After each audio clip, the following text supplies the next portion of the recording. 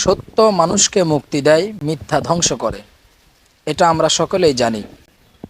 সত্য বলার অভ্যাস ইমানদারের বৈশিষ্ট্য।